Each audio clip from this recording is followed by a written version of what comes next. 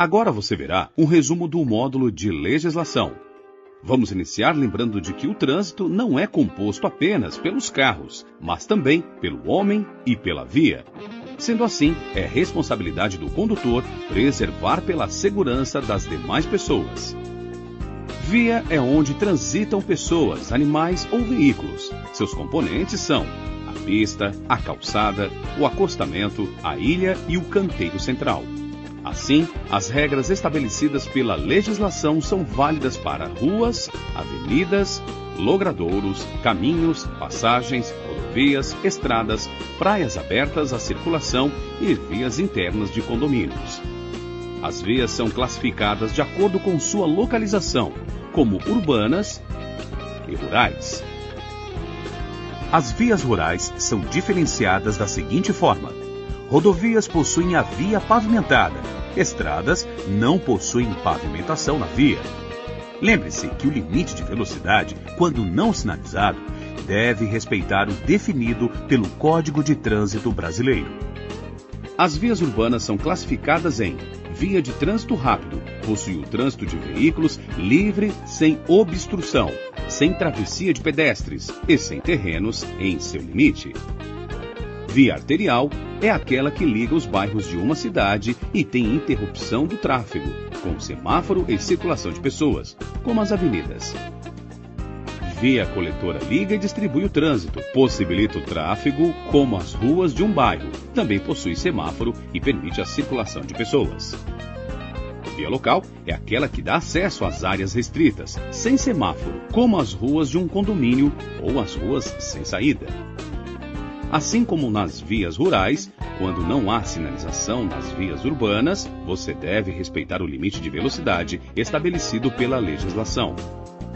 Para organizar, coordenar, criar normas e executar o trânsito no nosso país, foi criado o Sistema Nacional de Trânsito, SNT, que é um conjunto de entidades da União, do Distrito Federal, dos estados e dos municípios. No trânsito, os carros maiores devem garantir a segurança dos menores. Os veículos automotores devem preservar a segurança das bicicletas e demais veículos sem motor. E todos devem prezar pela vida do pedestre. Para garantir a segurança nas vias, você viu que é importante manter o veículo em boas condições, com a revisão em dia e abastecido. Essa atitude evita que ele pare na via para reparo ou por falta de combustível, atrapalhando o tráfego dos demais veículos. Por isso, são consideradas infrações.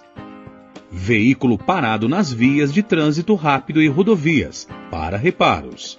Veículo parado nas demais vias, também para reparos, é uma infração leve, 3 pontos na CNH. Veículo parado por falta de combustível.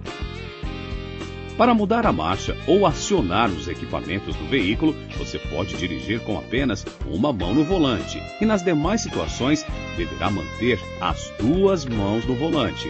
Você também deve usar um calçado que se firme nos pés sem comprometer o uso dos pedais. A circulação de veículos deve ser sempre pelo lado direito da via, com exceção de manobras sinalizadas. Conduzir na contramão é uma infração sujeita à multa respectiva. Na via de duplo sentido, é classificada como uma infração grave, 5 pontos na CNH. Na via de sentido único, é uma infração gravíssima, 7 pontos na CNH. O veículo deve sempre transitar na pista e utilizar as calçadas apenas para acesso às garagens, por exemplo. Transitar nas calçadas, passeios, passarelas, ciclovias e divisores da via é uma infração gravíssima, 7 pontos na CNH. E o valor da multa pode ser multiplicado 3 vezes. Da mesma forma, o uso da marcha a ré deve ser apenas para os casos de exceções em pequenas manobras que não tragam riscos à segurança. Em outras situações, dirigir de marcha a ré é uma infração grave, 5 pontos na CNH. O mesmo cuidado deve ser tomado em cruzamentos. Você deve dirigir com a velocidade moderada para manter o seu veículo seguro e dar passagem para os pedestres e demais veículos que tenham direito à preferência. Falando em preferência e prioridade, lembre-se de que alguns veículos têm preferência de passagem. como os de policiamento, fiscalização, socorro e operações de trânsito.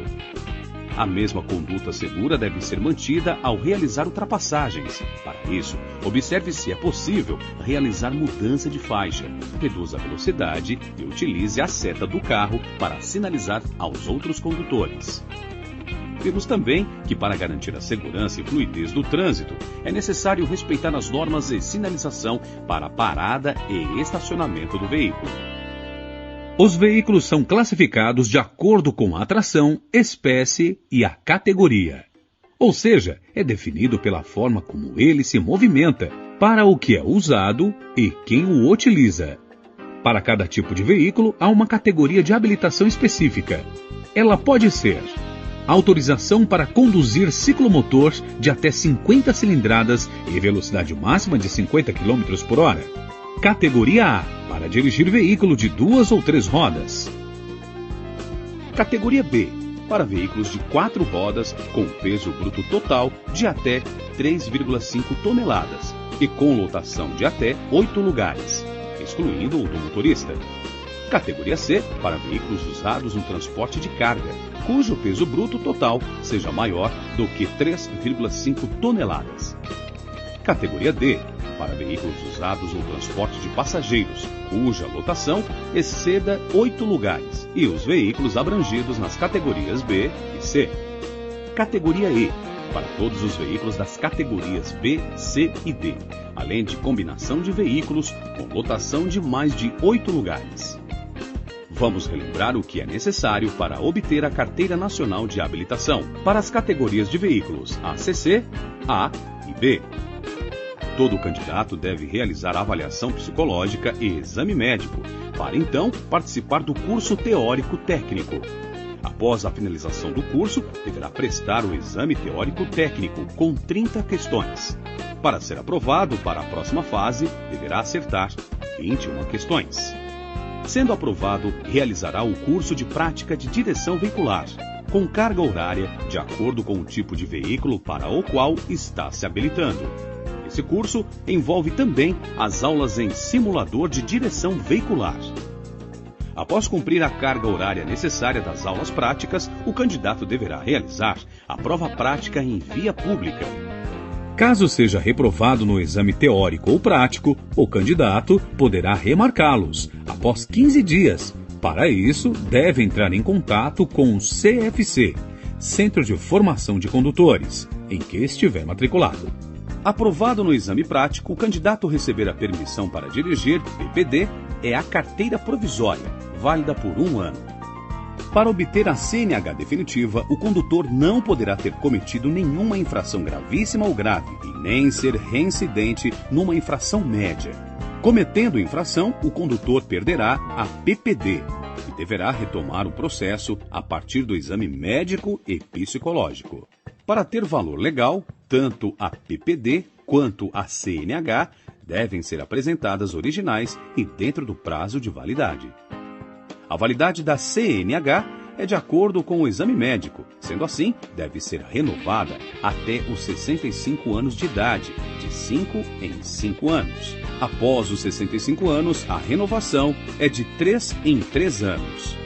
Se a CNH for cassada ou suspensa, é necessário fazer o curso de reciclagem no CFC credenciado e realizar prova teórica. Vimos também que comete uma infração gravíssima, 7 pontos na CNH, o condutor que dirige o veículo de categoria diferente do seu documento de habilitação. Por isso, para dirigir os demais veículos, é necessário fazer a mudança de categoria, respeitando os prazos e as regras para cada uma delas. Quando um condutor desrespeita uma lei de trânsito, ele comete uma infração. Cada infração assinala a penalidade a ser imposta, que pode ser advertência por escrito como medida educativa, multa conforme a gravidade da infração, suspensão do direito de dirigir, cassação da CNH ou da PPD, frequência em curso de reciclagem. As medidas administrativas auxiliam na imposição das penalidades e garantem a segurança do trânsito. São também aplicadas de acordo com a infração cometida. E podem ser retenção do veículo no local para regularização, remoção do veículo que impedir o trânsito, recolhimento da documentação como a CNH, PPD e CRLV, transbordo de excesso de carga, teste de dosagem de álcool no sangue, recolhimento de animais. É importante conhecer a sinalização viária, pois ela orienta os condutores e pedestres. A sinalização pode ser feita através de placas, pinturas na pista, semáforo, gestos do agente de trânsito e do condutor, sinalização sonora, apitos e outros dispositivos colocados na pista. Além disso, você viu que as suas atitudes diante de um acidente pode ser o diferencial entre salvar uma vida e ser condenado por um crime de trânsito. Assim, o condutor deve sempre socorrer a vítima de acidente e sinalizar o local, garantindo a segurança de todos. As leis de trânsito também preservam o meio ambiente, instruindo o condutor a cuidar da sinalização, a não jogar objetos nas vias e a manter a revisão do veículo em dia para evitar a emissão e vazamento de poluentes. Conheça a legislação de trânsito. Ela é importante para aumentar a segurança e organizar a circulação de pessoas, veículos, pedestres e demais usuários das vias.